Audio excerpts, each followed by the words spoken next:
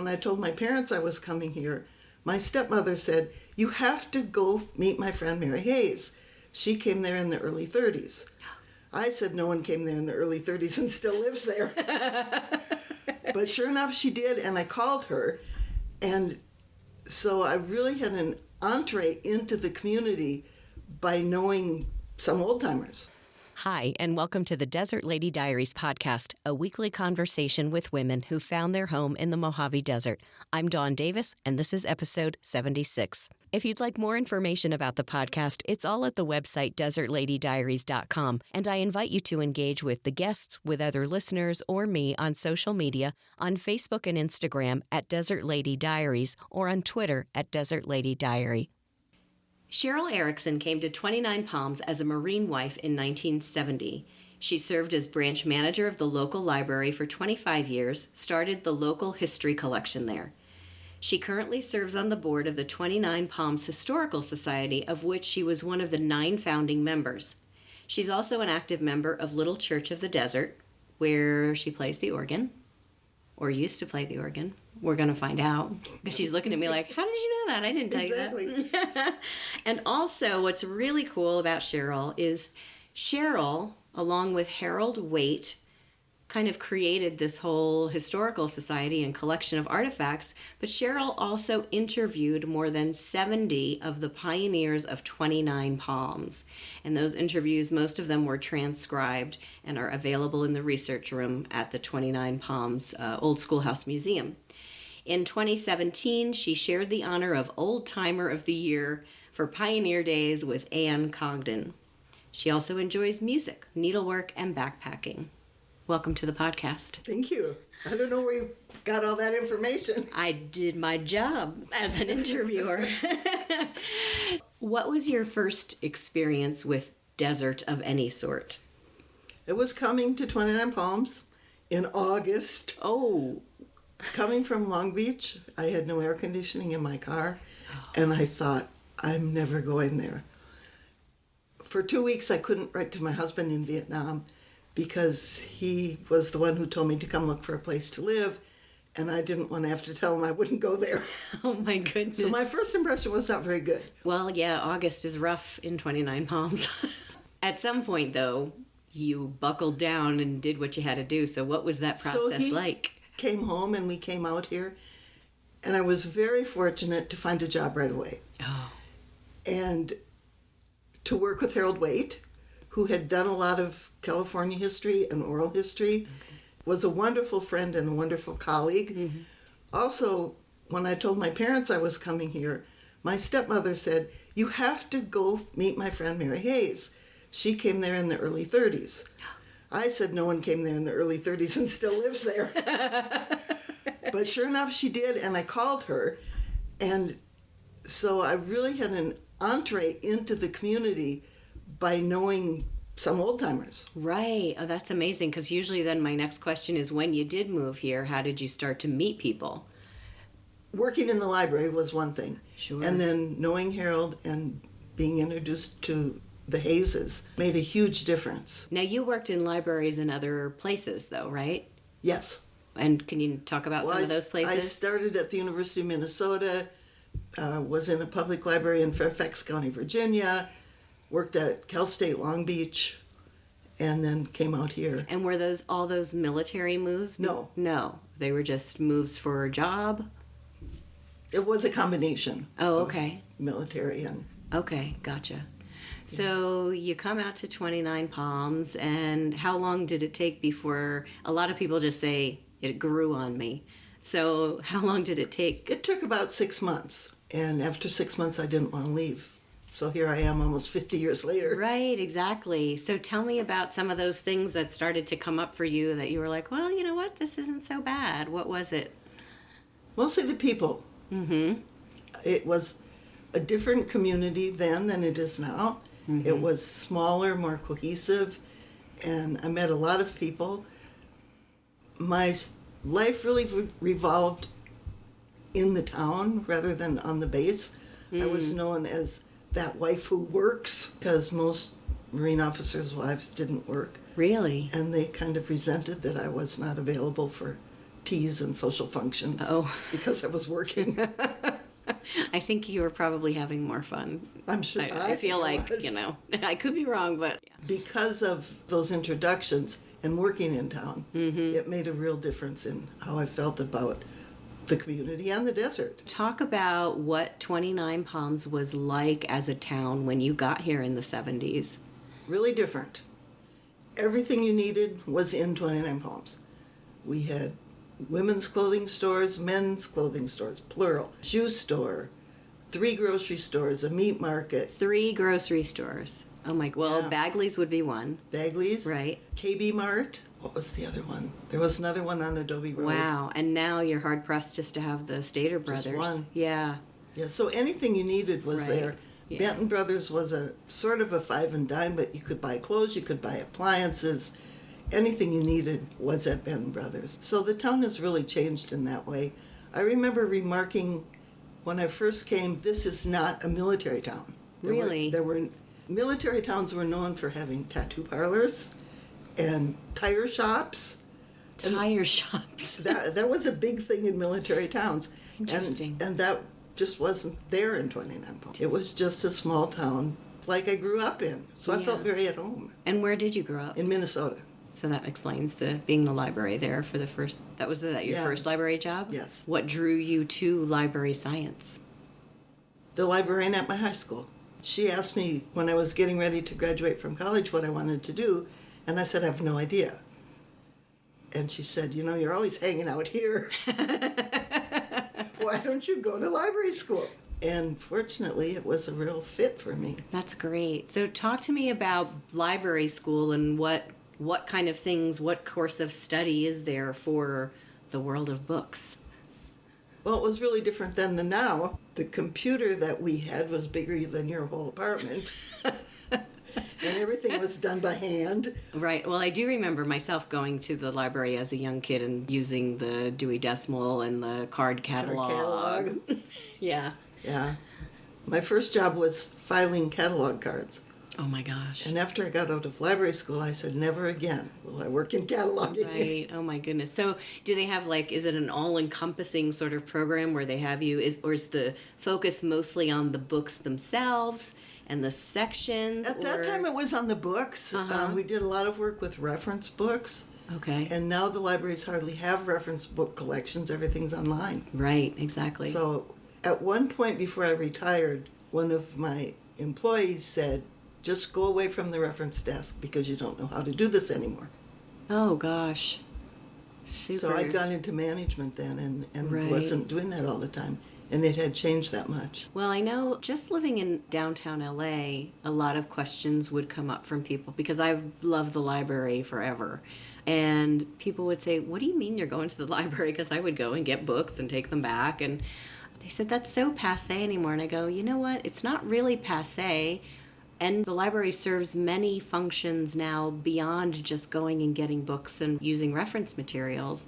They're in some cases like a community center where they have all kinds of activities, whether it's for the kids or adults. Especially in downtown LA, it's a place where folks that are out on the street go during the day to get a newspaper or to go online and use the computers and even get some information on services there. So their function has changed a little bit. It's changed a lot. But certainly still relevant. I think maybe that's the word that people think. People laugh at me because I still like to read a physical book. Yeah. And they say, can't you use your iPad or something? No. So that's obviously the thing of the future. Right. Or the thing of now. It's just us old dinosaurs who like the books. What are you saying? Because I love the feel of a book. I do too. It's just different from reading on a machine. Yeah, I know. It's really nice. Much nicer, the feel of the paper and everything like that. Coming from all these other places to your first time desert home, were there any shocks or surprises? Plant life is different, animal life is different, just life in general, I suppose, in the 70s in 29 Palms was very different than anywhere else. Can you talk about some of those things that were challenging Actually, or surprising? It wasn't very different from where I grew up. No, In a very okay. small town. Things centered around the high school Okay. and high school activities. Everybody in town went to football games, for example. No, it really wasn't that different. Not different, no. Just had to get used to the heat. Right. That was the biggest thing. And was Pioneer Days already in full effect Oh, when you were yes. there in the 70s? Talk Yeah. about some of those celebrations Well, one and of how my they've first changed. experiences in the Pioneer Days parade was driving a convertible with 4 29 Palms librarians in it.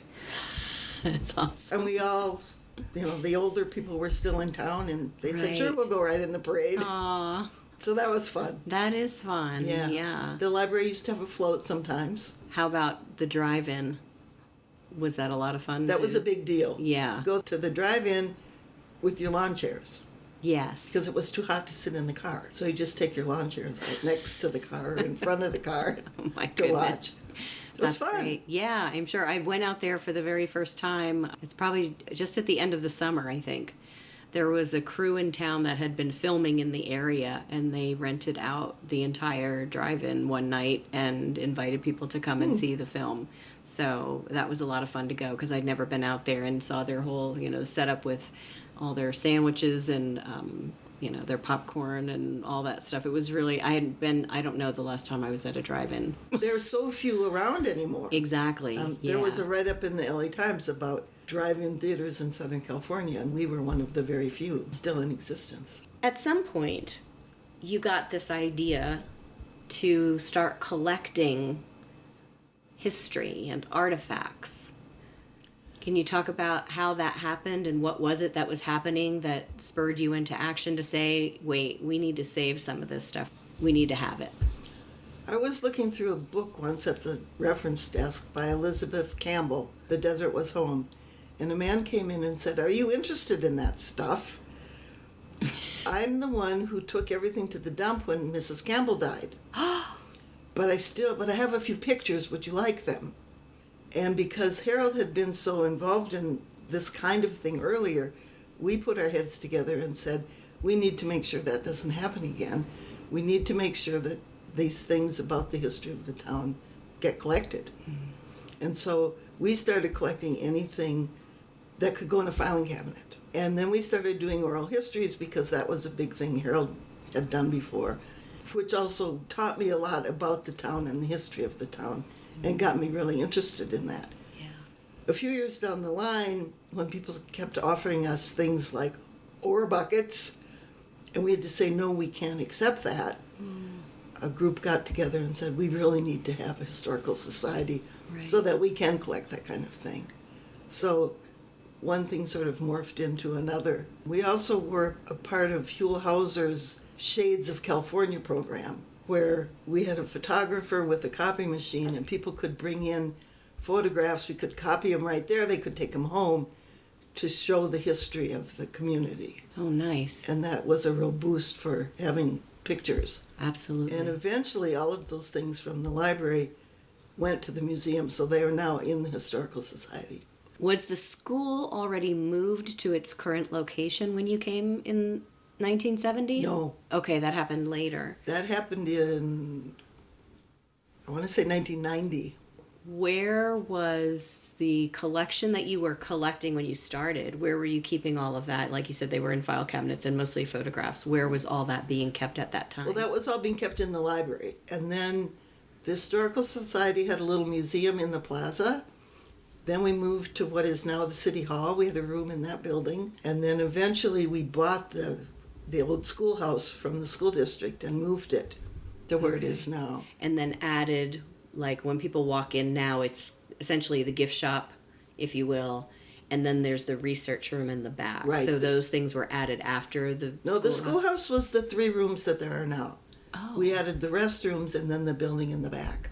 Okay. I didn't realize that room that you walk into. That was part of the Oh. the original schoolhouse was built in 1927 with donated labor and materials because the county said you'll never have enough kids to need a school. And 2 or 3 years later, they added another room.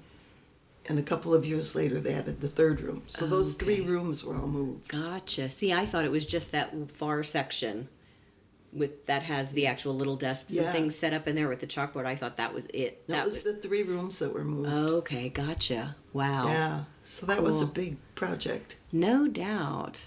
Over the years, you've probably seen some cool stuff come in and out. What are some of the accessions that you've seen? Like, what are some of the cool things that have come in that you were like, whoa, I can't even believe we're getting this in the museum? It's been an interesting process because at first I think people wondered if this really would last, and people were very hesitant to give up anything. And I guess now we've been around long enough. The Historical Society was founded in 1982, so that's long enough that people think we're going to stay for a while. Yeah, exactly. That their items will be safe there. Right. Right. So my thing is really still the photographs and the ephemeral material, the newspapers, the written things. And people have been very generous with sharing things. There's a huge amount of history in there. Thousands of photographs and thousands of clippings and letters. And the books, there's a ton of books in there. It's a good book collection as well. Yeah, there's a lot of stuff in there. About the desert, and specifically we try to collect anything by or about local people. So it was Harold who had previously done oral history, and then did the two of you decide, hey, we should do this? We did. And then how did that process work?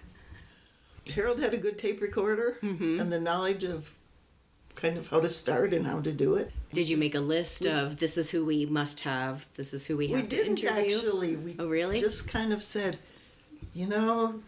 we should interview these 3 or 4 people because they were really important in the beginning of the community. And also because they were the oldest ones. Because in 1970, or the 70s, those people who came in the 20s were getting pretty old. Can you talk about who some of those people were and kind of what their contributions were to the town? Well, one of my favorite interviews was Johnny Hasty. Who the bus driver. Town and asked what the town needed.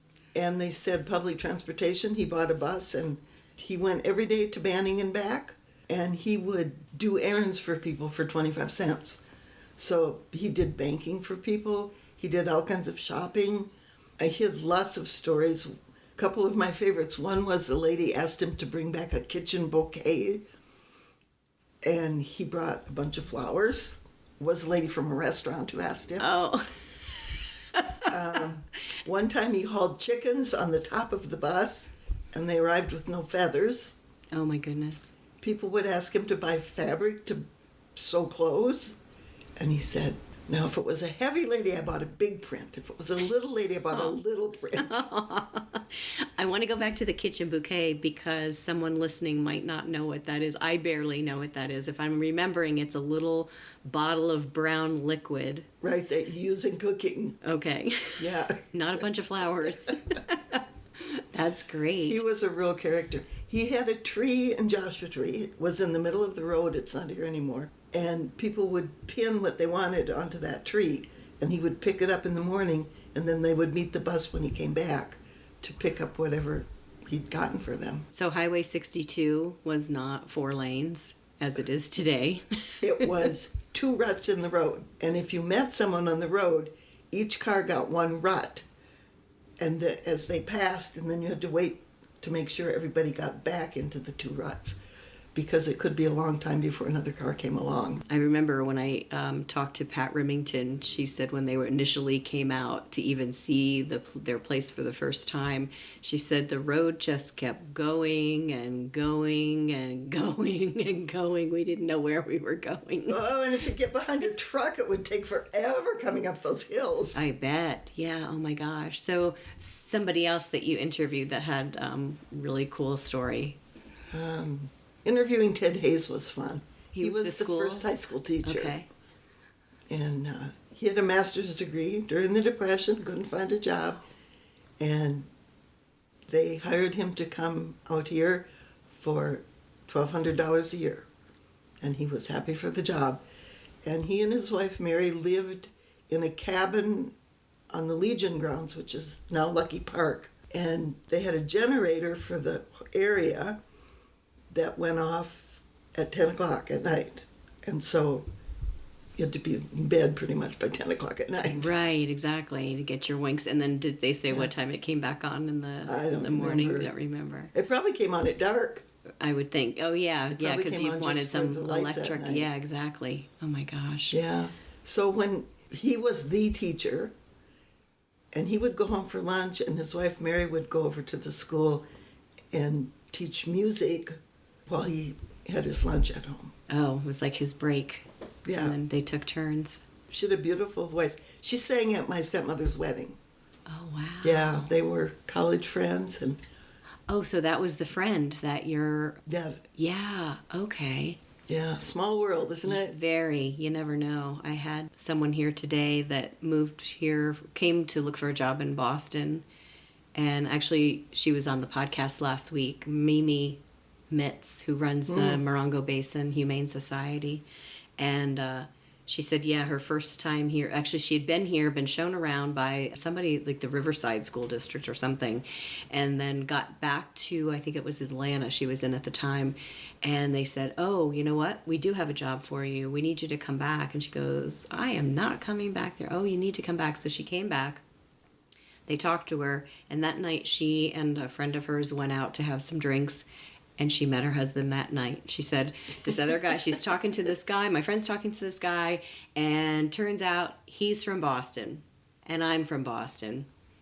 And she said, that was enough of a reason for me to come back. Wow. But I said, sometimes this place, I feel like, will, if you're supposed to be here, it brings you, it finds some reason or way to bring you, and then takes a grip of you, if you will. Yeah. So in the time that you've been here, you've seen a lot of things change, and you've seen like waves of suddenly it becomes a place to go, and then it kind of peters out and it's somewhere else. And I think we're now in a time when it's a place to be, if you will, the whole, I guess, gateway, you could say, of the monument. How many of those kind of waves have you seen, and what do you think were the drivers behind them? And I'm going to answer the question in a little bit different way. sure. In 1970, 29 Palms was the center of everything. The sheriff was there, the highway patrol was there, the court was there, and everyone from Joshua Tree and Yucca Valley, even Morongo, pretty much came to 29 Palms for everything. And now 29 Palms looks almost like a ghost town sometimes, Yeah. with lots of empty storefronts. Joshua Tree is thriving. I just can't believe how many cars and people milling around there are here. And Yucca Valley is the center of everything. So that, to me, has been the biggest change. People really want to come to the desert. Yucca Valley is closer for commuting to Palm Springs or San Bernardino or Riverside, whatever. It's a little bit cooler than 29 Palms. And I'm guessing that's one of the reasons that it has grown so much. Also, in 29 Palms, we're used to driving west. I mean, you have to go that way to get Anywhere else, right? And people from the western part of the basin don't tend to drive east. No. So, Or not many of them. I enjoy going out there and having something different for dinner, other than well, I think a lot of people come fast to the food inn that's for available. Yeah, people come to the inn a lot. Right. But generally, people just stopped coming to 29 Palms for shopping, Yeah. at least. And do you think in some ways the base has something to do with that? Because you could be on base and living on base and almost not have to leave with everything that's I available. think that's part of it because they have the commissary and the PX and so much is available there. Right. Movie theater. And a lot of our population in town is either Marine or retired Marines. And I know people, retired military, not only Marines, who moved to 29 Palms because of the base facilities. Oh, okay. So I think that's part of why the business part of town hasn't grown so much. So what is your take on the Project Phoenix and how that's all going to shake out?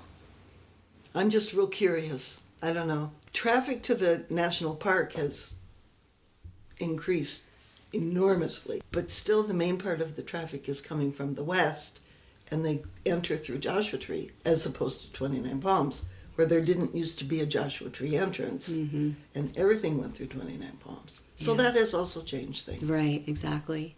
Did you spend much time in the park over A the lot. years? A lot. Do you have some favorite places that you would go or hikes that you would take, Keys View is always wonderful. especially at sunset? Yeah. Barker Dam is probably one of my favorite places. We used to picnic a lot at Hidden Valley because it was about 15 degrees cooler. In the summertime, we'd often go up after work and have a picnic up there. I've gone up there and like taken a pizza late in the evening. I'll go up, or sometimes I go in at night. And I'll just park on the side and either, if it's a moon that's coming up or just stare And there at was the no stars. one there. Right. As a national monument, it didn't get nearly the traffic that the park does. Do you think it's just the change of designation? What do you think it is that's bringing people here now? I think that's a huge part of it. Really? Foreigners come to visit national parks. They don't come to visit national monuments. The other thing is, Europe doesn't have any deserts. Europeans love to come here and see the desert. I have European friends who like to come in the summertime. They're brave. Yeah. They want to see what it's like. I have an exchange student mother who said she just didn't believe me when I said it was 115 degrees. So she came in August. Oh. And when she arrived, it was 116 degrees. And she said, now I get it. Right. But for her, that was just unimaginable. So foreign, yeah. That people could survive, I suppose. Yeah. So I think there's a lot of that. When you were doing those oral histories, were there some people that talked about some really difficult things in coming to the desert? Yes. I think it was difficult for everyone because in the 20s when they started coming, there was nothing. There was no electricity. There was no running water. They either hauled water or drilled a well. They used kerosene lanterns. There were no telephones. It was really like someone coming across country in a covered wagon, except they were coming in cars.